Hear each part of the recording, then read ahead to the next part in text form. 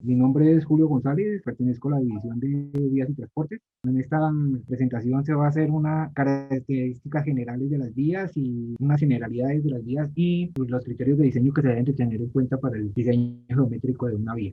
Para la clasificación de las vías, estas se pueden clasificar según su funcionalidad, el tipo de terreno, según el tipo de competencia y según sus características.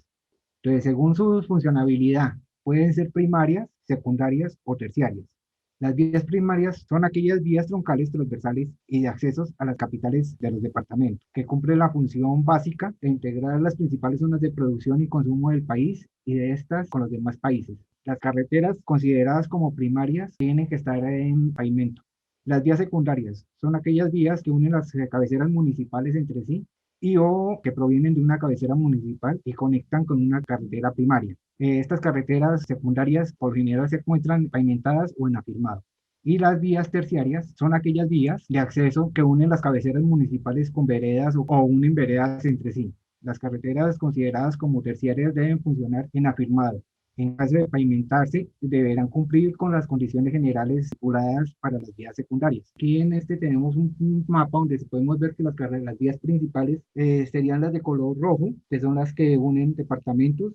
Las vías secundarias vienen siendo las de color verde y las vías terciarias serían las de color magenta.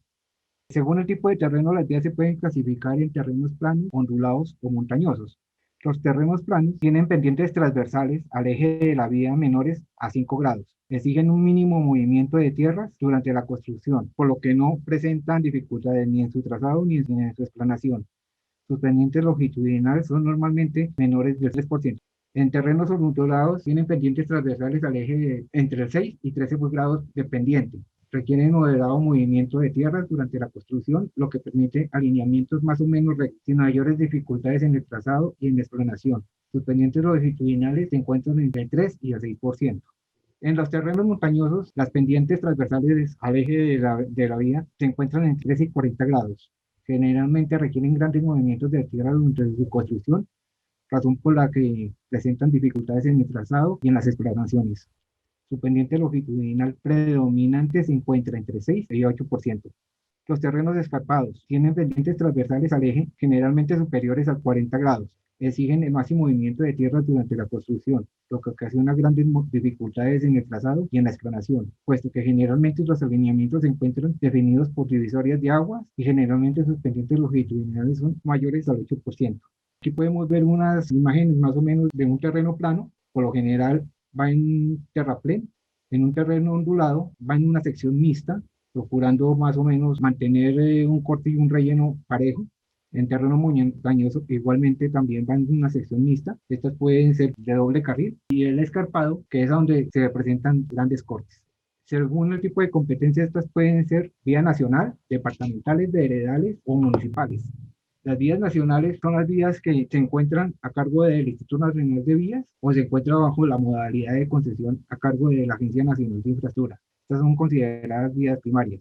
Las departamentales corresponden con las carreteras que están bajo la administración de las entidades departamentales. Gran parte de estas corresponden a la red vial secundaria. Las veredales o caminos vecinales son vías que están a cargo de los municipios o de vías, las cuales forman parte de la red terciaria. Y las vías municipales o urbanas son las vías que están a cargo de los municipios y se encuentran en el área urbana de estos. Según características, se pueden dividir en autopistas, que son vías de calzadas separadas, cada una con dos o más carriles, y con control total de los accesos. Las entradas y salidas de las autopistas se realizan únicamente a través de intersecciones a desnivel, comúnmente llamadas distribuidores o intercambiadores. Las multicarriles o autovías son carreteras divididas o no, con dos o más carriles por sentido y con control parcial de los accesos. Las entradas y salidas se realizan a través de las intersecciones a desnivel o a nivel. Y las carreteras bidireccionales constan de una sola calzada de dos carriles, uno por cada sentido de circulación, con intersecciones a nivel y accesos directos desde sus márgenes. Tipos de intervención. En los tipos de intervención se tiene el mejoramiento, la rehabilitación, la construcción, el mantenimiento rutinario y el mantenimiento periódico. La rehabilitación consiste en la reconstrucción de una infraestructura de transporte para devolverla al estado inicial para la cual fue construida. El mejoramiento es cuando se realizan cambios a las infraestructuras de transporte con el propósito de mejorar sus especificaciones técnicas iniciales. La construcción son aquellas obras nuevas que incluyen el levantamiento o armado de algún tipo de infraestructura de transporte. El mantenimiento rutinario se refiere a la conservación continua a intervalos menores de un año con el fin de mantener las condiciones óptimas para el tránsito y uso adecuado de la infraestructura de transporte. Mantenimiento periódico comprende la realización de las actividades de conservación a intervalos variables destinados periódicamente a recuperar los deterioros ocasionados por el uso o por fenómenos naturales o agentes externos. Fase para el estudio de un proyecto. Esto se divide en tres fases. La primera fase, que es una fase de prefactibilidad. En esta fase se identifican uno o varios corredores viales, rutas posibles. Se realiza el prediseño aproximado de las carreteras a lo largo de cada corredor y su recorrido. En esta fase de diseño se analizan todas las alternativas de trazados posibles. De aquí se realiza una evaluación económica preliminar. En esta fase se debe consultar las herramientas o base de datos que determine el Ministerio del Ambiente y el Desarrollo Sostenible para tal fin. El objetivo concreto de la fase 1 es establecer si el proyecto ofrece posibilidades de ser viable económicamente, es decir, si supera los umbrales preestablecidos para indicadores como relación beneficio-costo o la tasa de retorno interna. Si la evaluación económica no es satisfactoria en ninguno de los corredores establecidos, de las alternativas que se establecieron, se archiva el proyecto. En caso contrario, se debe continuar afinando los estudios en una segunda fase, que sería la fase de factibilidad, en la cual se debe diseñar el proyecto y efectuar la evaluación económica final mediante la simulación con modelos aprobados por las entidades contratantes. Tiene por finalidad establecer si el proyecto es factible para su ejecución, considerando todos los aspectos relacionados con los mismos. En esta fase se identifican las redes, infraestructuras y activos existentes, las comunidades técnicas y el patrimonio urbano, arquitectónico, cultural y arqueológico que pueden impactar en el proyecto, así como los títulos mineros en proceso de adjudicación, otorgados, existentes y en explotación.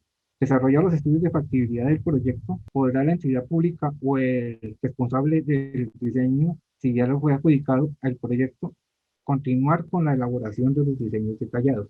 Finalizada la etapa de factibilidad, la entidad pública o el contratista, si ya fue adjudicado el proyecto de la infraestructura de transporte, adelantará el estudio del impacto ambiental, en el cual será sometido a aprobación de la entidad ambiental, quien otorgará la licencia respectiva. Y ya pasaríamos a una fase 3, que sería la fase de diseños detallados. En esta fase se deben elaborar los diseños detallados, tanto geométricos como todas las estructuras y obras que se requieran, de tal forma que un constructor pueda materializar el proyecto. El objetivo de esta fase es materializar en campo el proyecto definitivo y diseñar todas sus componentes de tal manera que se pueda dar inicio a su explotación. Criterios de diseño: tenemos la velocidad de diseño, la velocidad directriz para la determinación de los parámetros geométricos de la carretera. La velocidad directriz es la velocidad que se escoge para realizar el diseño geométrico de la carretera y corresponde a la máxima velocidad que se puede mantener con seguridad sobre la carretera cuando prevalezcan las condiciones de diseño. En el proceso de asignación de la velocidad de diseño se deben otorgar las máximas prioridad a la seguridad de los usuarios. Por ello, la velocidad de diseño a lo largo del trazado debe ser tal que los conductores no sean sorprendidos por cambios bruscos o muy frecuentes de la velocidad a la que pueden realizar con seguridad el recorrido. Para garantizar la consistencia de la velocidad, se debe identificar a lo largo del corredor de la ruta de los tramos homogéneos. Por las condiciones topográficas se les puede asignar una misma velocidad. Esta velocidad, denominada velocidad de diseño del tramo homogéneo, es la base para la determinación de las características de todos los elementos geométricos incluidos en dicho tramo. Para identificar los tramos homogéneos y establecer su velocidad de diseño, se debe atender a los siguientes criterios. La longitud mínima de un tramo homogéneo para velocidades entre 20 y 50 km por hora no debe ser menor de 3 km, y para velocidades entre 60 y 110 km por hora no debe ser menor de 4 km. La diferencia de las velocidades de diseño entre tramos homogéneos no puede ser mayor a 20 km por hora. Aquí podemos ver un cuadro donde podemos determinar una velocidad de diseño para un determinado tipo de carretera en función del tipo de terreno y su velocidad. Entonces, por ejemplo, para una vía primaria de una calzada, para un terreno montañoso, se puede optar en una velocidad de tramo homogéneo de entre 60 y 90 kilómetros por hora. La velocidad específica. La velocidad tope determinada por las restricciones viales a la que viajan los conductores en un momento dado es función principalmente de las restricciones u oportunidades que ofrece el trazado en la carretera, el estado de la superficie de la calzada, las condiciones climáticas, la intensidad del tránsito y las características del vehículo y en menor medida las señales de límite de velocidad colocadas en la vía o por eventuales intervenciones de los agentes de tránsito. La velocidad máxima probable asociada a la disciplina de los conductores depende de la velocidad del tramo homogéneo y la geometría de los elementos anteriores. El valor de la velocidad específica de un elemento geométrico depende esencialmente de los siguientes parámetros. De la velocidad de diseño del tramo homogéneo en que se encuentra incluido el elemento. La condición deseable es que la mayoría de los elementos geométricos que integran el tramo homogéneo se les pueda asignar como velocidad específica el valor de la velocidad del diseño del tramo, de la geometría del trazado inmediatamente anterior al elemento considerado, teniendo en cuenta el sentido en que circula el vehículo en relación al recorrido. La velocidad del tramo debe ser igual a la velocidad específica y debe ser a la vez menor o igual a la velocidad del tramo más 20 kilómetros por hora.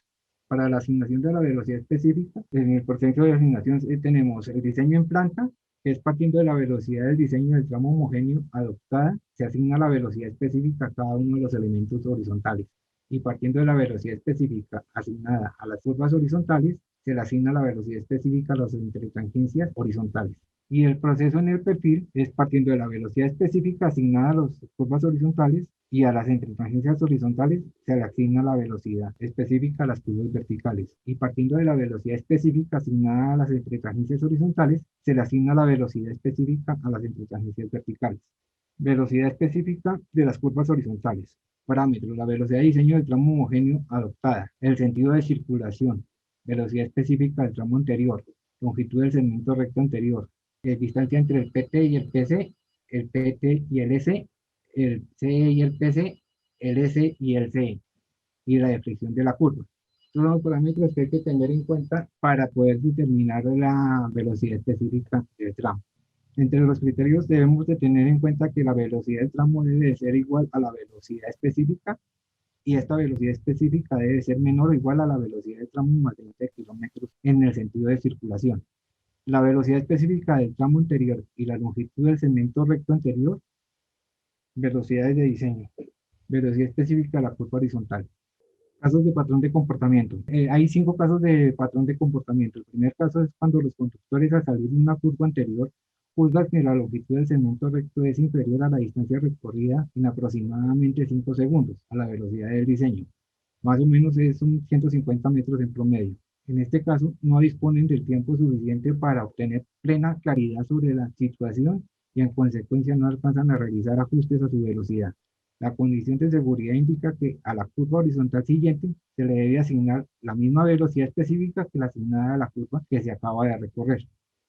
El segundo caso es cuando los conductores al salir de una curva anterior juzgan que la longitud del segmento recto se encuentra entre 150 y 400 metros. En este caso, ajustan o no su velocidad en función de la percepción que obtiene el trazado más allá de la curva que se encuentra ya muy cercana. Si la depresión de la curva siguiente es menor de 45 grados, los conductores se alcanzan a tener una noción razonable, clara del trazado que sigue y no disminuyen la velocidad a la que ya se desplazan por el segmento recto, que es la velocidad de la que salieron de la curva anterior. En consecuencia, se le debe asignar a la curva horizontal una velocidad específica igual a la velocidad específica de dicha curva anterior. El caso 3. Los conductores al salir de la curva anterior juzgan que la longitud del segmento recto está entre 150 y 400 metros, como en el caso anterior, y ajustan o no su velocidad en función de la noción que obtienen del trazado más allá de la curva que se encuentra ya muy cercana. Si la deflexión de la curva siguiente es mayor o igual a 45 grados, los conductores tienen una percepción incierta del trazado y cautelosamente disminuye su velocidad, por lo que a la curva horizontal se le debe asignar una velocidad específica 10 kilómetros menos que la velocidad específica de la curva anterior. En el caso 4, los conductores al salir de la curva anterior juzgan que la longitud del segmento recto está entre 400 y 600 metros. En este caso, el segmento recto es suficientemente extenso para que la velocidad de entrada a la curva siguiente sea independiente de la velocidad a la que salió de la curva anterior, pero no demasiado, por lo que los conductores ajustan su velocidad a una superior tan solo en 10 kilómetros con respecto a la velocidad del tramo. Por lo tanto, se le debe asignar a la curva horizontal una velocidad específica igual a la velocidad de diseño del tramo más 10 kilómetros, ya que es a esta velocidad a la que los vehículos entrarán en dicha curva. En el caso 5, los conductores al salir de la curva anterior juzgan que la longitud del segmento recto se encuentra a 600 metros. En este caso, en el que el segmento recto, por su longitud relativamente grande, estimula a los conductores a incrementar la velocidad. Estos ajustan su velocidad a una superior en 20 kilómetros por hora respecto a la velocidad del diseño del tramo. Por lo tanto, se le debe asignar a la curva horizontal una velocidad específica igual a la velocidad del diseño del tramo más 20 kilómetros, ya que a esta velocidad a la que los vehículos entrarán en dicha curva. Aquí tenemos un cuadro donde podemos determinar las velocidades específicas de los tramos. Aquí está dividido para velocidades menores o iguales a 50 kilómetros y para velocidades mayores a 50 kilómetros por hora. Por ejemplo, tiene una velocidad de 60 kilómetros por hora. Resulta de que si la longitud es menor, la longitud de tangente entre la curva de salida y la curva de entrada es menor a 150 metros, entonces se va a dejar a la misma velocidad del tramo, o sea, correspondería a 60 kilómetros por hora. Pero si la longitud es mayor a 600 metros, entonces se le asignará la velocidad de 60 kilómetros por hora más 20, o sea, quedaría en 80 kilómetros por hora, esa curva. Aquí están cada uno de los casos, caso 1, caso 2, caso 3, caso 4 y caso 5, para cada una de las velocidades. El procedimiento para determinar la velocidad específica de las curvas horizontales. Primero hay que hacer un trazado de línea de cero, luego se hace el prediseño en eje en planta, luego se determina la longitud de los segmentos rectos, luego se asigna la velocidad específica para cada una de las curvas en el sentido del axizado. Posteriormente se asigna la velocidad específica para cada uno de los segmentos en el sentido decreciente del axizado. Es decir, primero se hace por la calzada derecha, termina uno, asume la velocidad que le dio la curva final o la velocidad específica del tramo final, se le asigna al costado izquierdo y se empieza uno a regresar por el costado izquierdo hasta llegar al inicio de la vía. O sea, que en el recorrido se tienen dos velocidades específicas por cada una de las curvas. Para determinar cuál de las dos velocidades específicas se toma, se define por medio de la que haya sido mayor de las dos. Velocidad en el trajecio horizontal. Este es un parámetro para posteriormente definir la distancia de visibilidad de adelantamiento y la velocidad específica de una curva vertical. La velocidad específica de la intertangencia horizontal debe ser igual a la mayor de las dos velocidades específicas de las curvas horizontales extremas. La velocidad específica de las curvas verticales es la máxima velocidad en la que se puede ser recorrida en condiciones seguras. A partir de esta, se escoge la longitud de la curva y se verifica la distancia de visibilidad de parada. Si la curva vertical coincide con una curva horizontal, se le asigna la velocidad específica horizontal. Si la curva vertical se localiza dentro de una intertangencia horizontal, se le asigna la velocidad de la intertangencia horizontal. La velocidad específica de la intertangencia vertical. Dado que la carretera es una sola, la velocidad específica con la que se diseñan los elementos geométricos en perfil debe coincidir con la velocidad específica asignada a los elementos geométricos en planta. La pendiente máxima que se le puede asignar a una tangente vertical es la asociada a la velocidad específica de la intertangencia horizontal coincidente. En consecuencia, la velocidad específica de la intertangencia vertical es igual a la velocidad específica de la intertangencia horizontal. El tipo de vehículos empleados en Colombia. De acuerdo con la resolución 4100 del 28 de diciembre del 2004, se establece que los vehículos livianos son los que tienen menos de 5 toneladas de capacidad, tales como son los automóviles, los camiones y los camperos. Y los vehículos pesados son los que tienen más de 5 toneladas de capacidad, como son los buses y vehículos de transporte de carga. Particularmente los vehículos livianos inciden en la velocidad máxima en las distancias de visibilidad de parado y en las distancias de visibilidad de adelantamiento, mientras que los vehículos pesados, como son los buses y los vehículos de carga, lo hacen en la pendiente longitudinal y en la longitud crítica de la pendiente. Según la clasificación de Vinvías, la nomenclatura para los vehículos son vehículos livianos, buses medianos, bus grande, categoría 2, que son camiones de 2 ejes, camiones sencillos, la categoría 3, que son camiones de 3 ejes con doble troque, y la categoría 3S2, que son los tractocamiones de 3 ejes con semirremolque de 2 ejes. Dimensiones y trayectorias. El radio de giro. El radio mínimo de giro de un vehículo que se debe tener en cuenta en el diseño geométrico de carreteras son la trayectoria de la proyección delantera exterior del ancho del vehículo, la trayectoria de las ruedas interior traseras y el radio mínimo de giro del eje central del vehículo. La distancia de visibilidad. La distancia de visibilidad es la distancia continua de vía visible hacia adelante por el conductor que circula en esta. La distancia de visibilidad de parada. Se considera como la distancia de visibilidad de parada de un elemento de un determinado punto de una carretera, la distancia necesaria para que el conductor de un vehículo pueda detener antes de llegar a un obstáculo que aparece en su trayectoria al circular a la velocidad específica del elemento. La longitud recorrida durante el tiempo de percepción y reacción, más distancia recorrida durante el frenado, es de 2.5 segundos, que se mide desde el momento en que se hace visible el obstáculo hasta el instante en que se aplican los frenos. La distancia de visibilidad de parada, según la ASTO del 2004, se determina como 0.78 por la velocidad específica por el tiempo de reacción, más 0.039 por la velocidad específica al cuadrado sobre la tasa de desaceleración. Esta tasa es igual a 3.4 metros por segundo al cuadrado. Reduciendo la expresión para tramos con pendientes en cero, se tiene que la distancia de visibilidad de parada es igual a 0.0695 por la velocidad específica más la velocidad específica al cuadrado sobre 87.18. Esto se obtiene reemplazando 0.278 por el tiempo de percepción y reacción, que es de 2.5, por la velocidad específica, más 0.039 sobre 3.4 metros por segundo por la velocidad específica al cuadrado. La distancia de visibilidad de parada para pendientes diferentes de cero es igual a 0.695 por la velocidad específica más la distancia recorrida durante el trabajo de frenado. Y la distancia recorrida durante el trabajo de frenado va a ser igual a la velocidad específica al cuadrado sobre 254 por A, que es la rata de desaceleración, que es de 3.4 sobre 9.81, más o menos la pendiente que deseamos estudiar sobre 100. En estas tablas podemos ver las velocidades específicas y las distancias de parada para una pendiente igual a cero. Entonces, para una velocidad de 30 kilómetros por hora, la distancia de percepción y reacción es de 20.9, la distancia durante el frenado es de 10.3, la distancia de visibilidad de parada calculada sería de 31.2 y la recomendada de 35. Y aquí se tiene la misma tabla, pero para diferentes pendientes.